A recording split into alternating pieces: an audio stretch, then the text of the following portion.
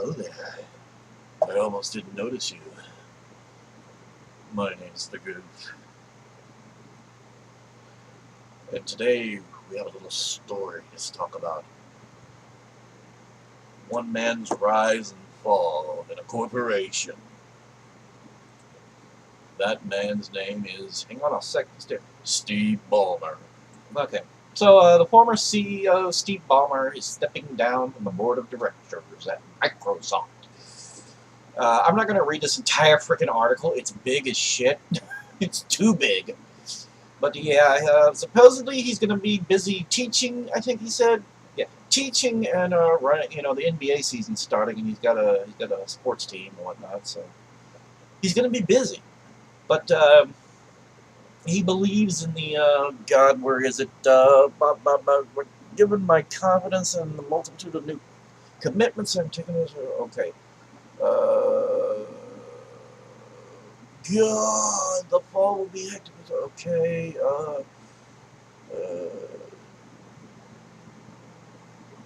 Okay, here we go. First, thank you all for all your support during my transition this year and for the past 34 years. I think this is from Nadella, that new guy that took over. Great privilege to have worked with you and learned from you. Nadella writes, under your leadership, we created an incredible foundation that we continue to build on. And Microsoft will thrive in the mobile-first and cloud-first world. That's not what I was looking for. Good Lord.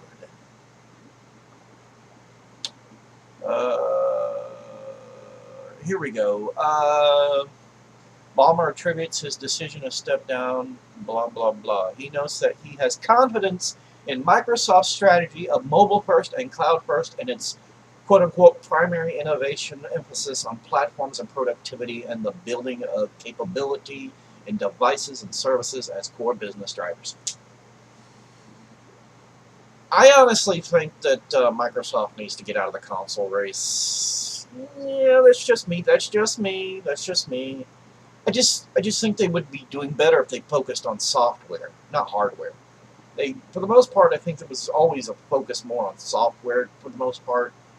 But then in recent years, I guess it's, from what I understand, they're feeling the pinch when it came to operating systems. They're starting to feel a pinch because I know I'm not an elitist dillweed. Okay, so don't hate me.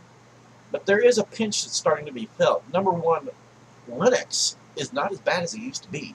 I'm dead serious. The problem is, how do you get Linux? How do you get some of the better versions of Linux? How do you get a computer that has nothing but Linux on it first and foremost? And another problem is, how do you get a Linux operating system on your system and have it pick everything up perfectly and flawlessly? Those are the issues. But Linux is doing better. And this whole, what, the 2% of people who use Linux? I'm clever. That was clever. That was real, so clever. There's more than 2%, trust me. A lot of them are also Windows users. They haven't completely crossed over one way or the other. Personally, I boot up Windows whenever I have to play a game that I just cannot fucking play in Linux. It's just not in Linux. But when it comes to Windows, yeah, I have those games. Otherwise, I don't like really being on Windows because when you're on Windows, I don't feel like there's a lot of privacy. I can't trust Microsoft. When I'm on Linux, I feel safer and I feel more in control of my computer. But they're starting to feel this pinch, and they're going to continue to feel this pinch because there's other things coming down the pipeline. I heard rumors of an Android operating system for PCs. I don't know if that's true or not. Don't quote me on that. I don't know if that's true. If it is, wow. But yeah, I've heard that there might be an Android operating system. That could be completely wrong, and I won't say where I heard it from, because my sources are probably completely freaking wrong. There's no need in making them look bad, whatever. So, yeah. They are going to start feeling a pinch. There's other things. There's stuff that I don't know how else to explain it. It's going to get in the way for them. It's going to be an issue for them. Windows is struggling, and I don't think people realize this. People are going to scoff at that. He's full of shit. He's so full of it. video. You're full of it yourself. It's not unreasonable to believe this. It's true. They are feeling a pinch, and Windows isn't doing so well. A lot of people didn't like what Windows 8 did. Windows 7 did it pretty good. Windows XP did it the best. They had reached a pinnacle when it came to design and layout and things like that. It's what people wanted. It's what people liked when they got to Windows XP. So a lot of people didn't want to leave Windows XP, and I know quite a few people who left XP and went to Linux. Yeah, I even know some businesses around here. They dropped Windows and they went to Linux. It's going to happen. It's going to happen more and more and more. And I think it's going to become a problem for Microsoft. What do I think they can do to fix this problem? Number one, their operating systems are outrageously priced. I don't think they should be free. That's retarded. This whole mentality that a lot of Linux users have about it should all be free, and I've went over this before. Linux guys, you guys are fickle. You can't make up your minds if it's free as in freedom or free as in free beer. You need to get your collective heads together and pull them up out of your asses and actually figure out what it is. Is it free as in free beer or free as in free freedom? Because the way you often talk, it's very contradictory. Yeah, I've been down that road before. I'm not going to go down that road. No, I don't want to go down that road. I'm not going down that road again. But, yeah, I do believe it's going to get rougher. And I've heard of other operating systems being made. I won't say names. They're not Linux. They're not even Linux-based.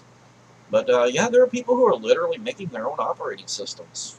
Like, they're from scratch. How the fuck do you do that? Yeah, it's weird. But yeah, that's it. That's my little talk. This guy is completely stepping down. I don't know. Who was in charge of the Xbox division before the current guy who's in charge of the Xbox division? Because the current guy's doing better, I think.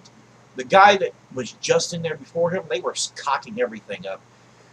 Look, bottom line when it comes to a lot of these companies, they have success one generation and it goes to their heads, basically. They think they can do no wrong. So the next generation hits, they think they can get away with murder, almost. And it backfired, and it backfired for Microsoft. Sony had a bad experience. It humbled them.